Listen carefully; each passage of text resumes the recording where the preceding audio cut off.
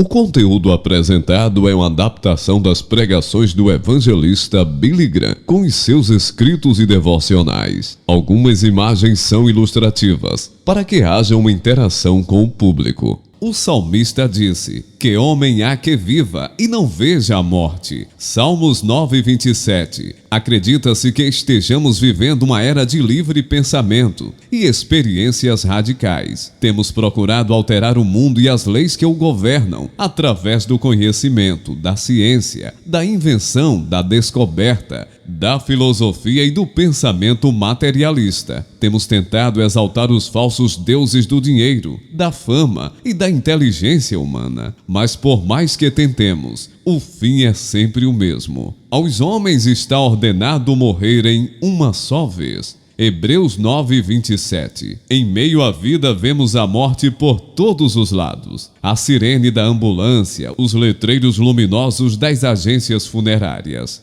os cemitérios pelos quais com frequência passamos e a visão de um carro fúnebre zigue-zagueando pelo tráfego nos fazem lembrar que a morte pode nos chamar a qualquer momento. Nenhum de nós pode ter certeza de quando chegará o momento exato, mas estamos bem conscientes de que pode chegar a qualquer hora. Alguém disse que a única coisa certa na vida é a morte. Oscar Wilde disse: "Pode-se sobreviver a tudo hoje em dia, exceto a morte." Livros sobre a morte proliferam nos dias de hoje, assim como livros escritos por aqueles que alegaram ter vivenciado a morte e retornado para falar dela. Em vez de procurar um meio de fazer as pazes com Deus, o mundo inventou aulas sobre como morrer e encarar a morte, aceitando-a como parte natural da vida. Na verdade, toda a humanidade está à espera da morte. A questão principal não é quando ou quando morreremos, mas sim para onde vamos depois da morte. Todo ano, mais de 500 mil de americanos entram em seus automóveis, mal sabendo que esta será a última vez. Em 1980,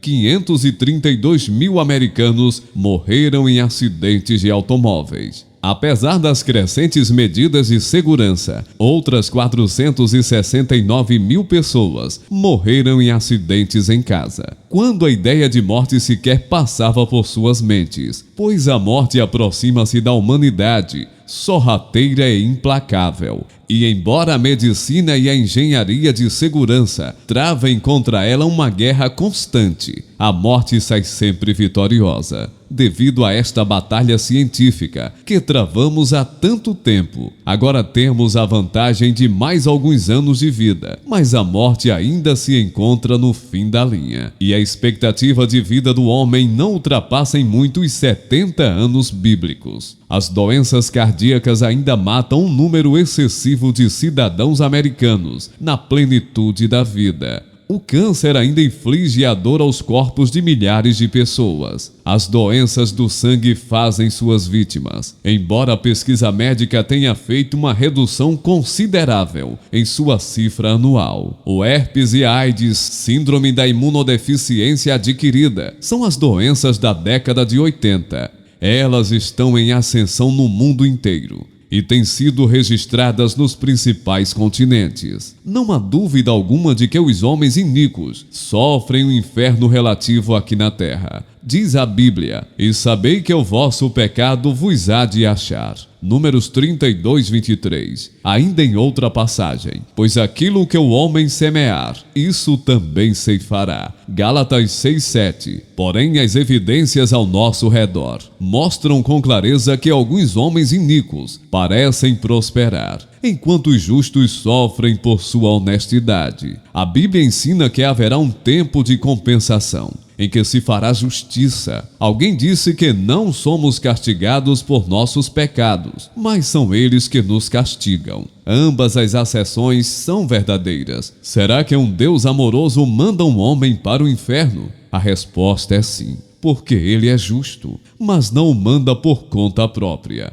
O homem condena a si mesmo ao recusar a salvação oferecida por Deus, com amor e misericórdia. Deus oferece a homens e mulheres uma saída, um meio de salvação, uma esperança e uma expectativa de coisas melhores. Em sua essência, o inferno é a separação de Deus. É a segunda morte, que é descrita como banimento consciente e eterno da presença de tudo que é luz, alegria, bondade, justiça e felicidade. A Bíblia apresenta muitas descrições terríveis a respeito desta terrível condição, em que a alma se achará logo após a morte. É estranho que os homens se preparem para tudo, exceto para a morte. Nós nos preparamos para a instrução, preparamos-nos para o trabalho, preparamos-nos para a nossa carreira, preparamos-nos para o casamento, preparamos-nos para a velhice, preparamos-nos para tudo, exceto para o momento em que vamos morrer.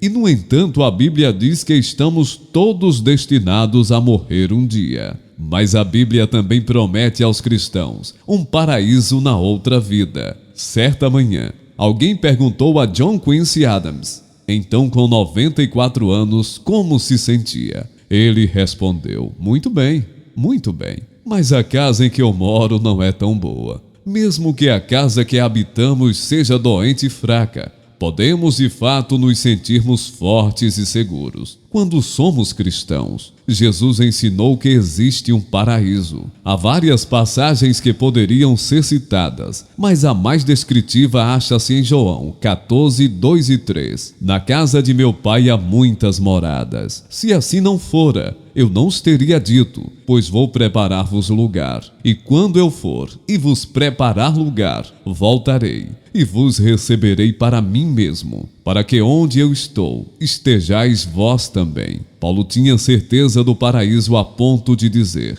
entretanto, estamos em plena confiança, preferindo deixar o corpo e habitar com o Senhor. Muitas pessoas perguntam: onde é o paraíso? As Escrituras Sagradas não nos dizem onde é o paraíso. Tampouco isto importa. É o paraíso. E Cristo estará lá para nos receber. A Bíblia ensina que será um lugar de beleza. Ele é descrito na Bíblia como a casa de Deus, uma cidade, um lugar melhor, um patrimônio, uma glória. Você talvez pergunte: conheceremos uns aos outros no paraíso? A Bíblia indica em várias passagens que será um momento de grande reunião com aqueles que já partiram. Muitos dos mistérios de Deus, as tristezas, provações, decepções, tragédias e o silêncio de Deus em meio ao sofrimento serão revelados no paraíso.